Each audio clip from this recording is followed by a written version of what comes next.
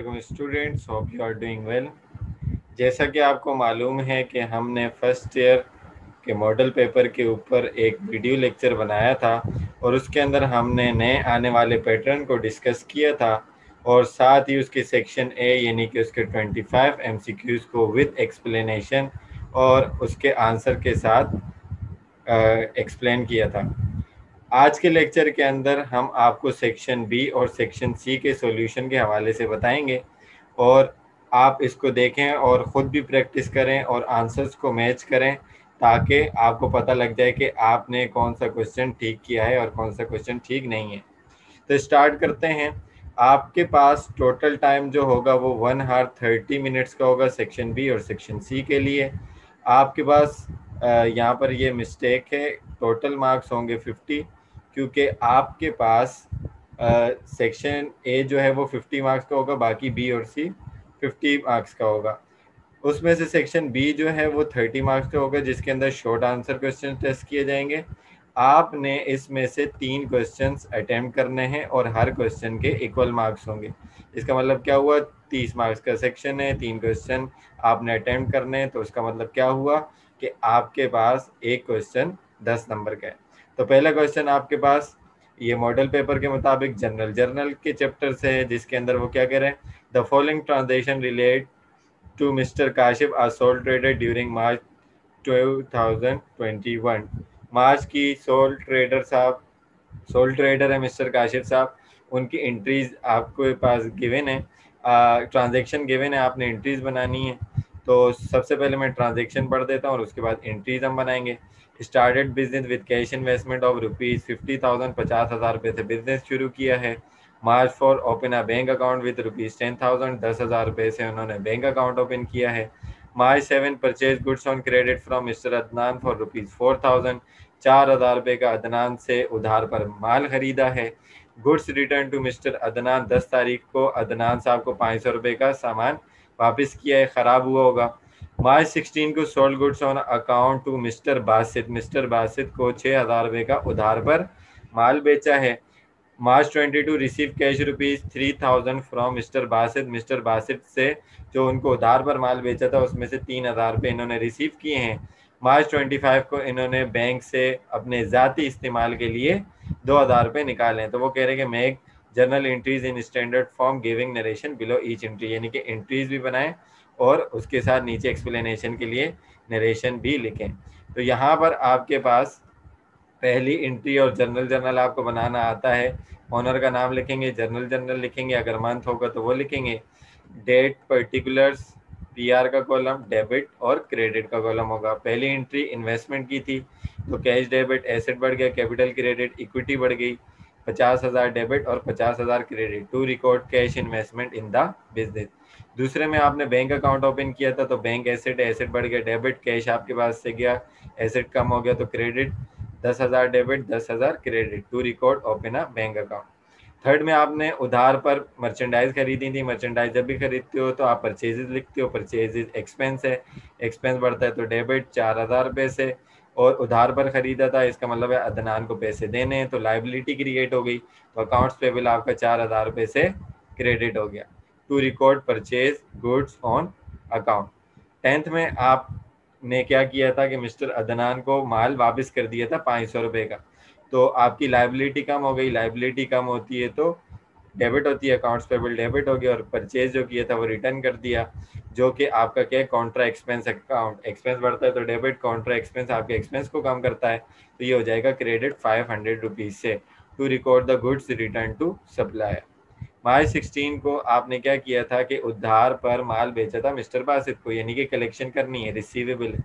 Receivable आपका current asset है, asset बढ़ता है तो डेबिट है, 6,000 से डेबिट हो गया। सेल्स इनकम है, इनकम बढ़ती है तो क्रेडिट होती है, 6,000 रुपये से क्रेडिट हो गई to record sold goods on account.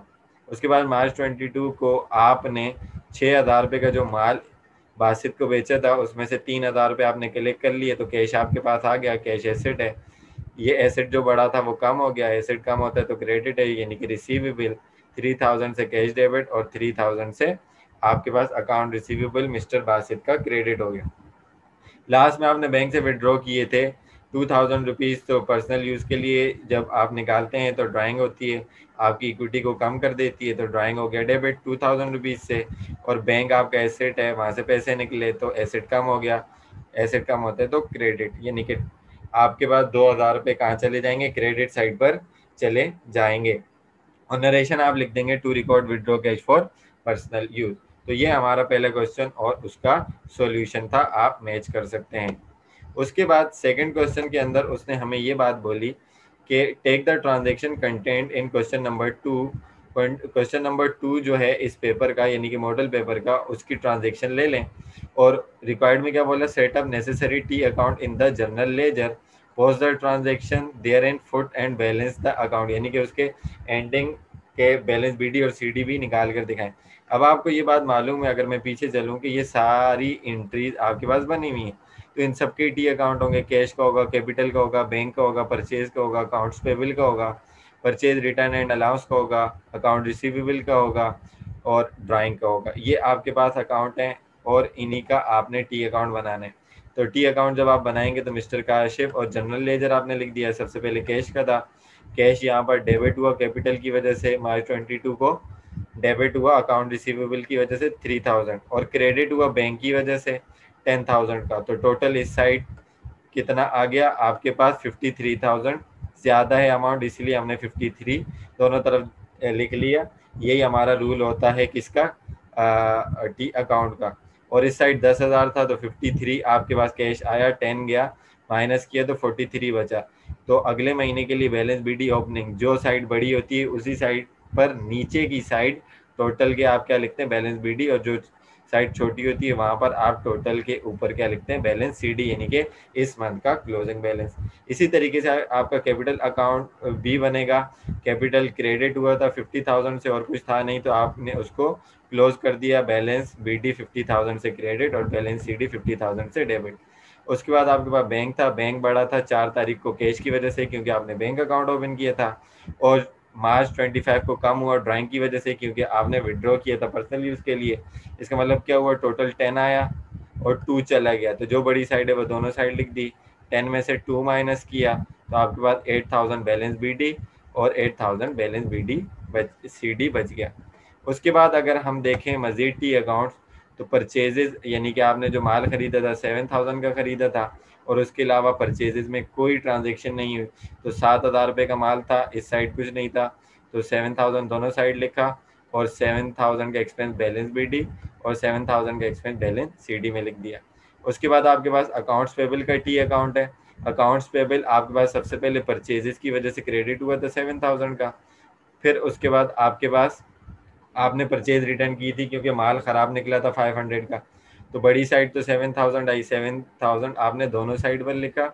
और उसके बाद आपका जो बड़ी साइड थी वो 7,000 यहाँ पे था। यहाँ पर एक गलती से ये लाइन डल गई, ये लाइन यहाँ पर ऊपर डबल आएगी, तो 7,000 दोनों साइड हो गया बैलेंस बीडी और ये हो गया बैलेंस सीडी 6,500 से, और यहाँ पर भी 6,500 से आपके पास जो है वो फिगर आएगा, क्योंकि आपके पास 7,000 की परचेजेस थी, उसमें से आपने 500 का माल वापस कर दिया। उसके बाद परचेज रिटर्न एंड अलाउंस का जर्नल टी अकाउंट बनेगा। परचेज रिटर्न एंड अलाउंस आपके पास 500 से क्रेडिट हुआ था अकाउंट्स पेबल की वजह से और कोई ट्रांजेक्शन नहीं हुई, तो 500 दोनों साइड पर लिखा जाएगा क्योंकि बड़ी अमाउंट है। 500 बैलेंस बीडी और 500 बैलेंस सीडी। उसके बाद अकाउंट रिसीवेबल का बनेगा मिस्टर बासित साहब का। अकाउंट रिसीवेबल सबसे पहले डेबिट हुआ था, किसकी वजह से, सेल्स की वजह से 6,000 रुपये का, और रिसीवेबल क्रेडिट हुआ था कैश की वजह से क्योंकि पैसे आपने 3,000 रिसीव किए थे।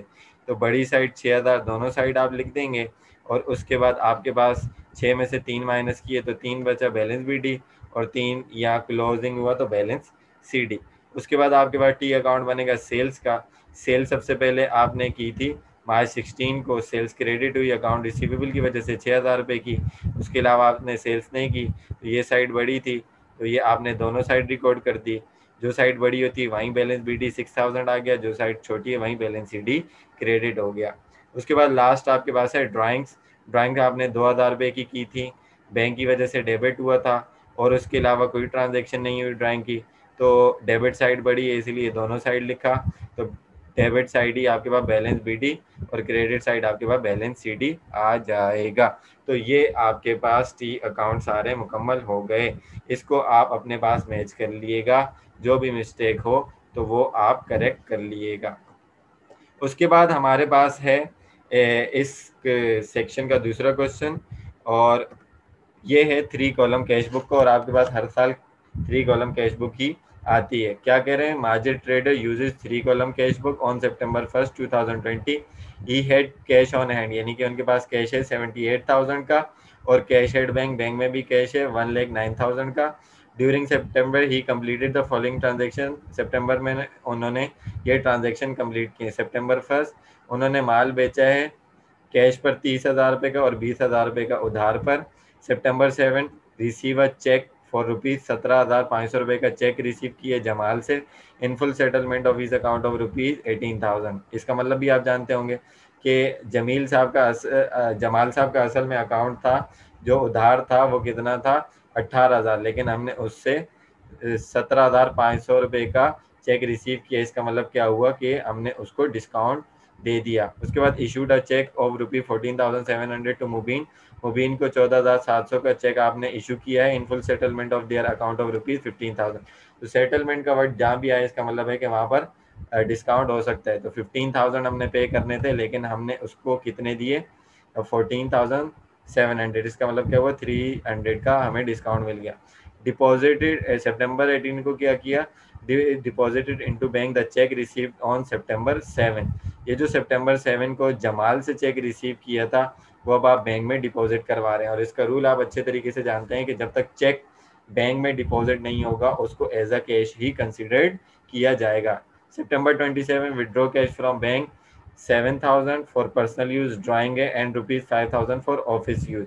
5,000 रुपये आपने ऑफिस यूज के लिए निकाले। इसका मतलब क्या हुआ कि ये कॉन्ट्रा एंट्री बनेगी। रिक्वायर्ड में आपको क्या कह रहे हैं, आप 3 कॉलम कैश बुक बनाएं और इन ट्रांजेक्शन को रिकॉर्ड करें।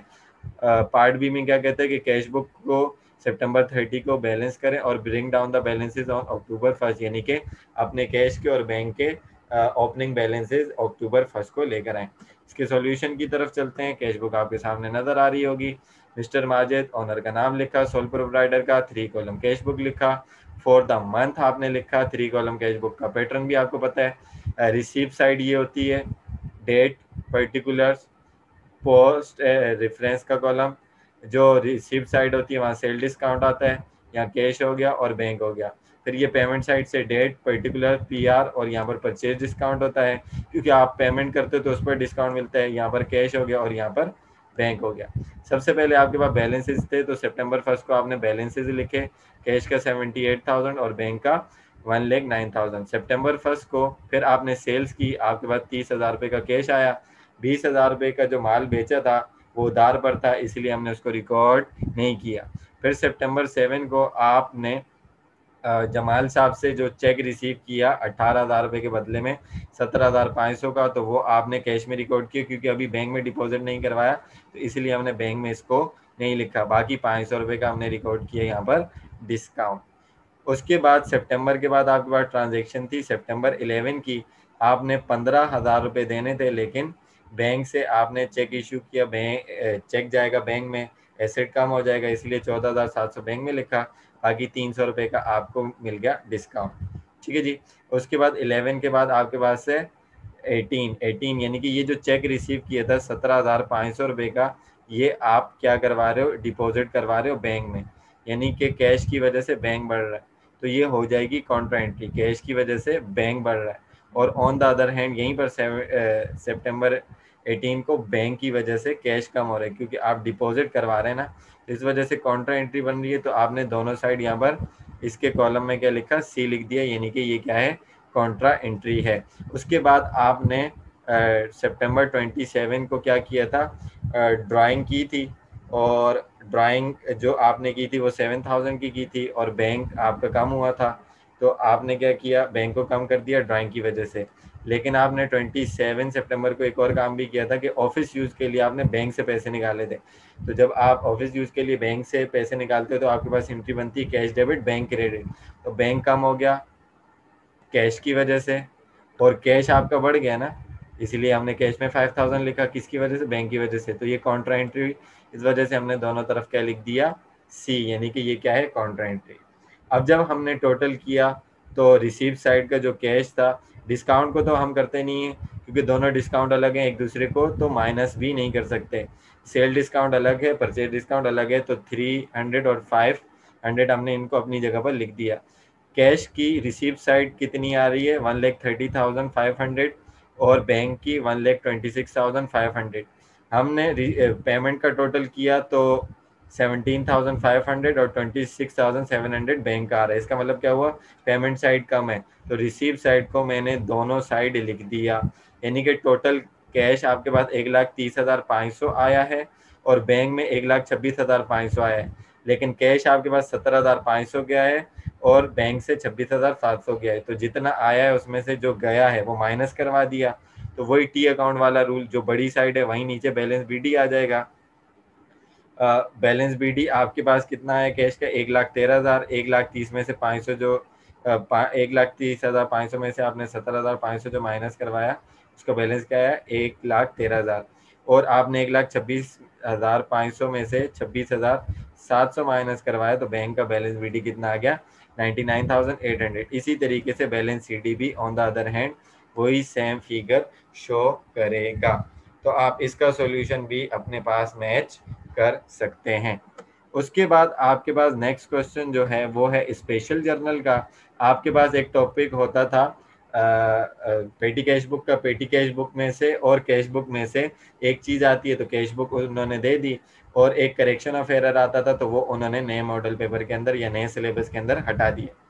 स्पेशल जर्नल का क्वेश्चन क्या कह रहे हैं, the following transaction were completed by mister Fahim during October 2020। October की ट्रांजैक्शन दी हुई है, परचेज गुड्स ऑन अकाउंट। आपको पता है स्पेशल जर्नल में आपके पास परचेज जर्नल बनाना हो या सेल जर्नल बनाना हो, वही ट्रांजैक्शन रिकॉर्ड करते हैं जिसमें आप मर्चेंडाइज उधार पर खरीदें या बेचें।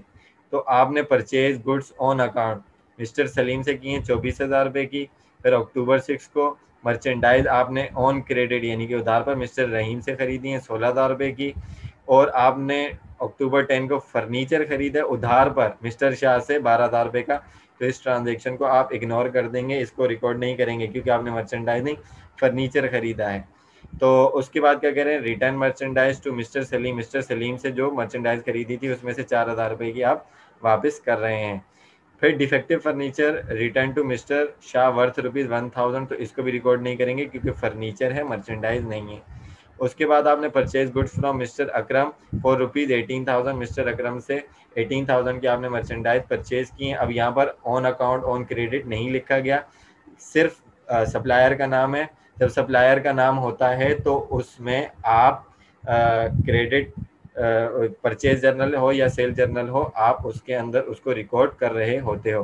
Goods return to mister Rahim worth ₹3,000, mister Rahim से 16,000 रुपये का माल खरीदा था, उसमें से 28 तारीख को आप 3,000 रुपये का माल वापस कर रहे हैं।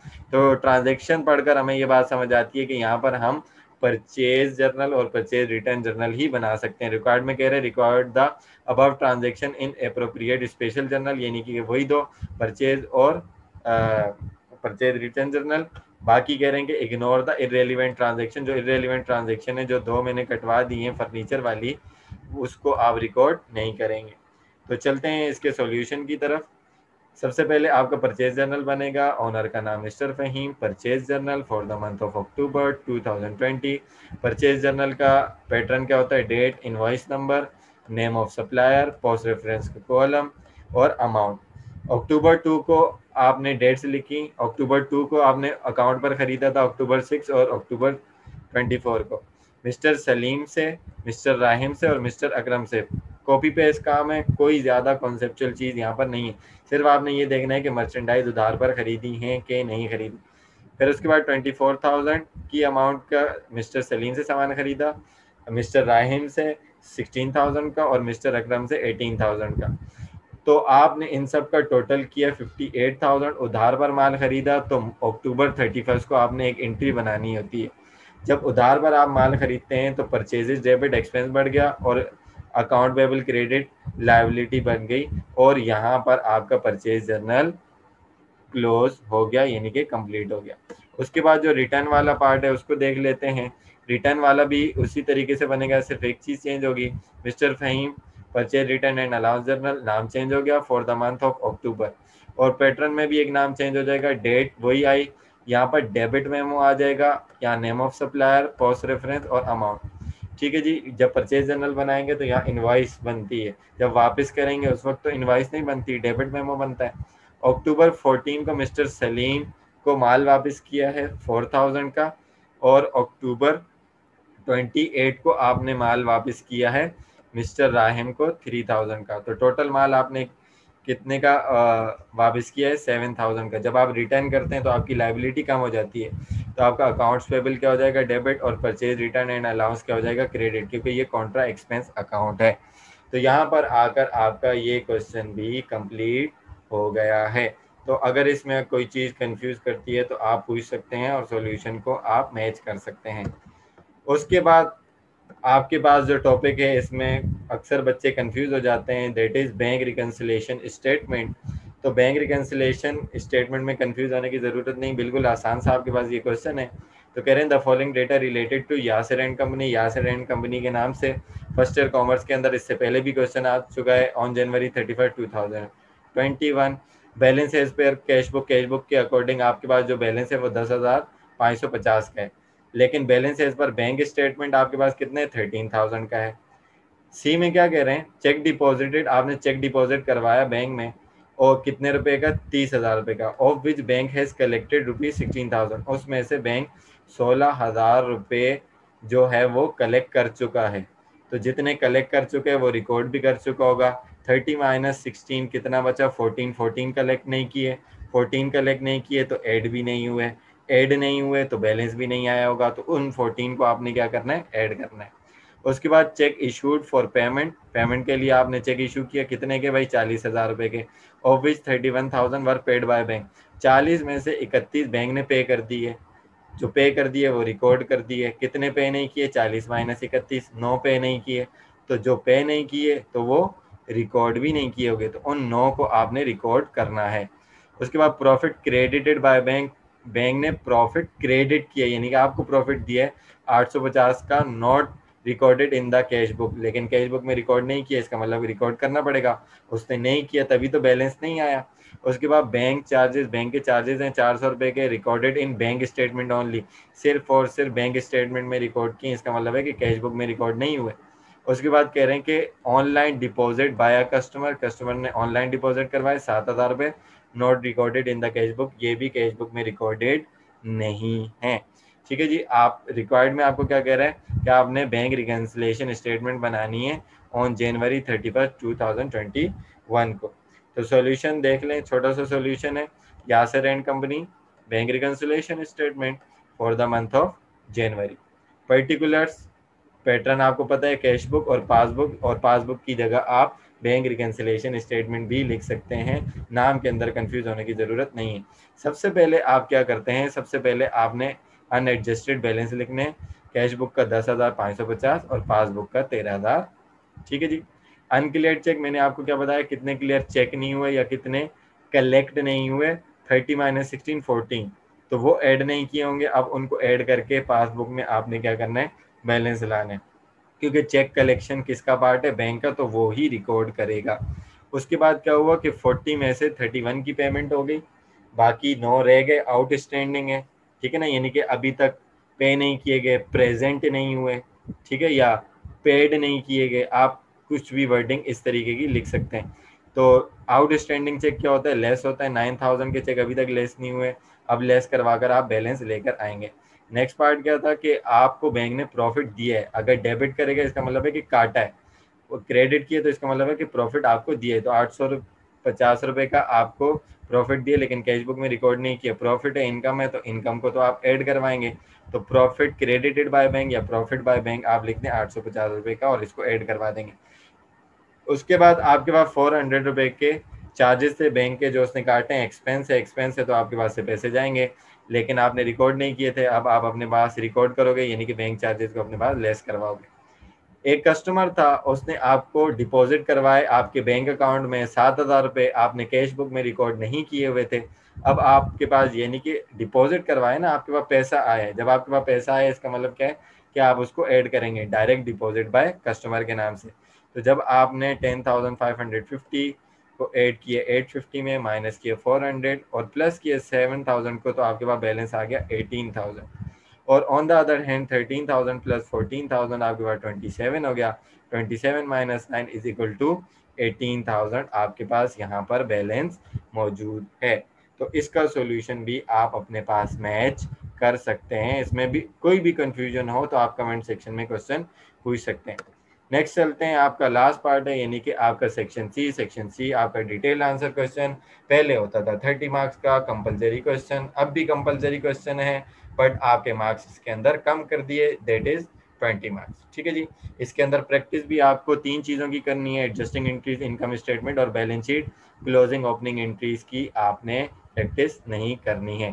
तो आपको कह रहे हैं कि भाई आपके पास सेक्शन सी है, ठीक है जी, सेक्शन सी है और सेक्शन सी के अंदर का ये जो क्वेश्चन है ये आपने कंपलसरी अटेम्प्ट करना है। फाइनेंशियल स्टेटमेंट है, following balances are taken from the pre closing trial balance of Raza trader. आपके पास अकाउंट्स हैं, कैश है, अकाउंट रिसीवेबल है, मर्चेंडाइज इन्वेंट्री है। 1 जनवरी 2020 की यानी कि opening 18,000, furniture 1,30,000, allowance for depreciation on furniture 13,000, यानी कि आपके पास फर्नीचर 1,30,000 का है, उसकी पहले से जो वैल्यू डिक्रीज हो चुकी है वो कितनी हो चुकी है, 13,000। उसके बाद आपके पास लाइबिलिटी अकाउंट्स पेबल 17,000 रुपये की, कैपिटल है ऑनर का 160 का, सेल से आपके पास 210 और परचेजेज आपके पास 1,60,000 की हैं। फिर आपके पास अदर एक्सपेंसेस हैं, एसेट है, प्रीपेड इंश्योरेंस और सैलरीज एक्सपेंस 20,000, सेल रिटर्न आपके पास 10,000 और रजा की ड्राइंग है यानी कि ऑनर की ड्राइंग पर्सनल यूज के लिए उन्होंने ड्यूरिंग द ईयर 10,000 रुपये इस्तेमाल किए हैं। उसके बाद आपके पास सप्लीमेंट्री डेटा है एडजस्टमेंट के लिए। सबसे पहले आपको कह रहे हैं सैलरीज आउटस्टैंडिंग है 4,000 रुपये की, ओके। इंश्योरेंस अनएक्सपायर्ड है 10,000 रुपये की। 10% depreciation was estimated on furniture, okay. Provide bad debts at 2% of net sales, okay. उसके बाद merchandise inventory on December 31st to rupees two 14,000। इसका मतलब क्या हुआ कि इसके अंदर टोटल 5 एंट्रीज हैं, 5 में से आपके पास पहली, तीसरी, चौथी और पांचवी यानी कि 4 एंट्रीज तो फिक्स हैं। ठीक है जी। तो इसको मैं आगे एक्सप्लेन भी करता हूँ कि करेंगे कैसे। रिक्वायर्ड में करें prepare any 2 of the following, या तो आप एडजस्टिंग एंट्रीज और इनकम स्टेटमेंट करें या बैलेंस शीट और इनकम, कोई भी दो। अगर आप डायरेक्ट इनकम स्टेटमेंट बनाते हैं और एडजस्टिंग एंट्रीज नहीं करते हैं तो इसका मतलब क्या हुआ कि आपकी इनकम स्टेटमेंट असल वाली या एडजस्टेड नहीं बनेगी। इसका मतलब क्या हुआ कि आप इनकम स्टेटमेंट बनाएं या बैलेंस शीट बनाएं, आपको उसके लिए एडजस्टमेंट का पार्ट करना लाजमी है। अगर आप ये दोनों फेयर में करना चाहते हैं तो ये वाला काम आप क्या करें, रफ में करें यानी कि पेंसिल से करें। ठीक है जी। तो अगर आप सिर्फ और सिर्फ एडजस्टिंग एंट्रीज और इनकम स्टेटमेंट ही करना चाहते हैं तो आप क्या करें कि फिर इन दोनों को पेन से करें, फेयर करें, बैलेंस शीट को छोड़ दें। तो अब इसका सॉल्यूशन देख लेते हैं पूरा कंप्लीट। एडजस्टिंग एंट्रीज मैं आपको बता देता हूँ। एडजस्टिंग एंट्री सबसे पहले क्या है, सैलरीज आउटस्टैंडिंग है, 4,000 रुपये की सैलरीज आउटस्टैंडिंग है यानी कि पे नहीं की गई। तो इसकी एंट्री क्या बनेगी, इसकी एंट्री बनेगी एक्सपेंसेस से। एडजस्टिंग एंट्री का आप पैटर्न जानते हैं mister Raza, adjusting entries for the year ended December 31, 2020। और जर्नल का पैटर्न भी आपको पता है, serial number, particulars, PR, debit, credit. ठीक है जी।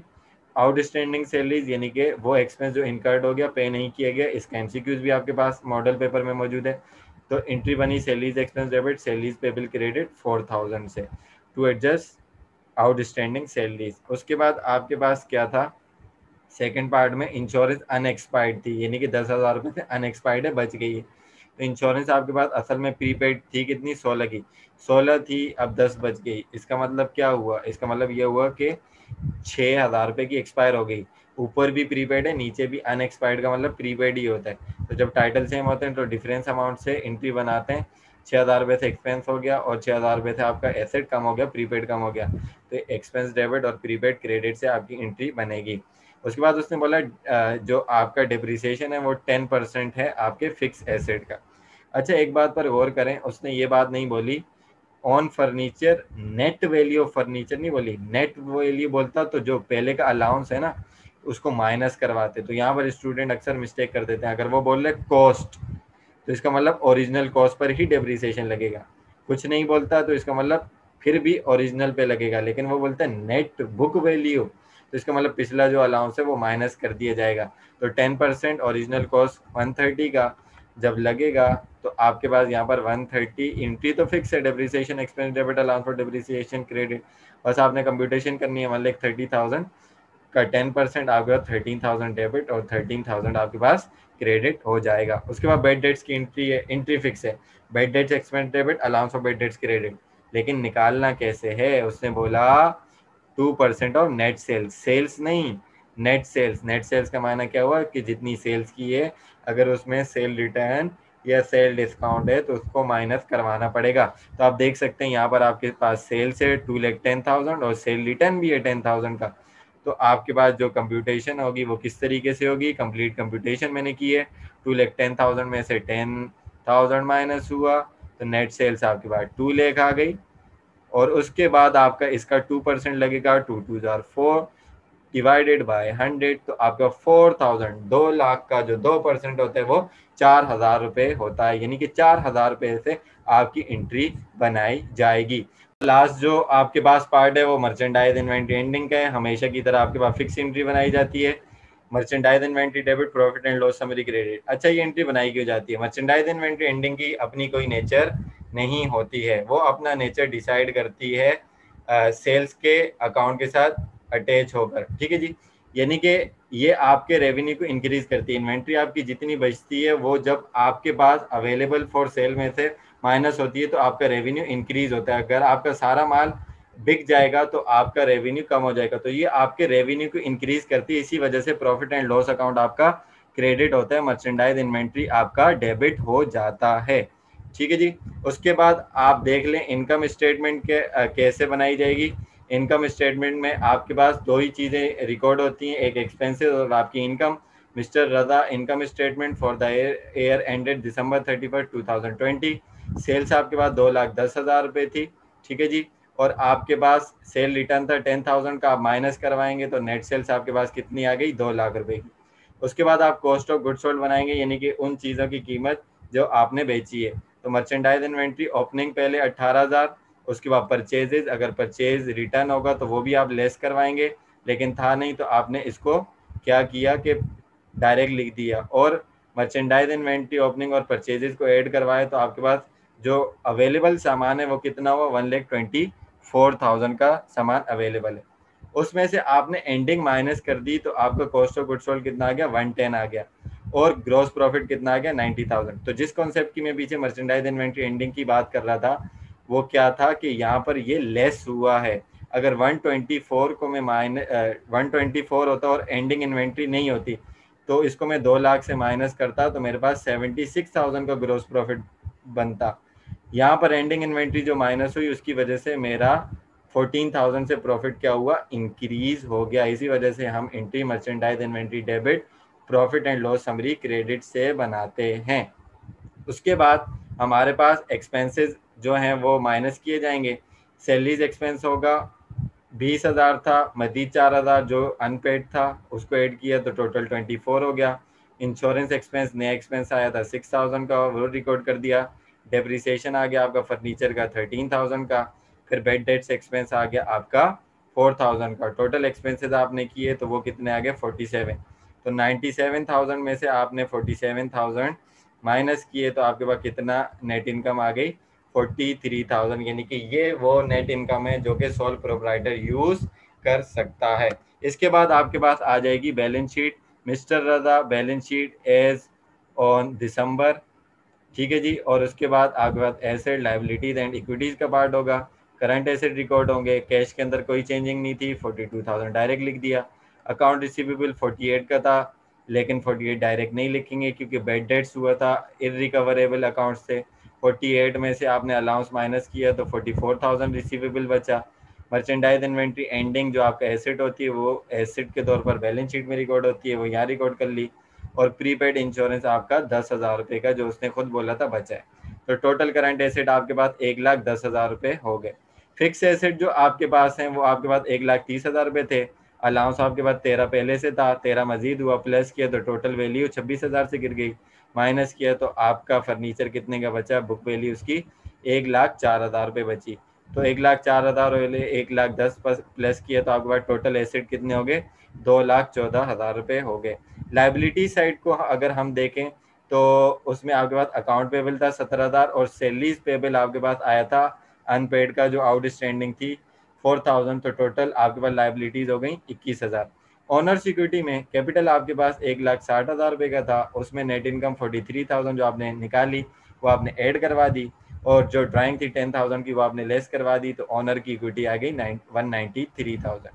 उसमें आपने लाइबिलिटीज क्या करवा देनी है, ऐड करवा देनी है। जब आप ऐड करवा देंगे तो आपके पास टोटल इक्विटीज भी क्या आ गया, 2,14,000 आ गया। तो इसी के साथ हमारा मॉडल पेपर कंप्लीट हो गया। इसके अंदर आपको किसी भी चीज़ की या कॉन्सेप्ट की कमी होती है या नहीं समझ आती बात, तो आप कमेंट सेक्शन में क्वेश्चन करके पूछ सकते हैं।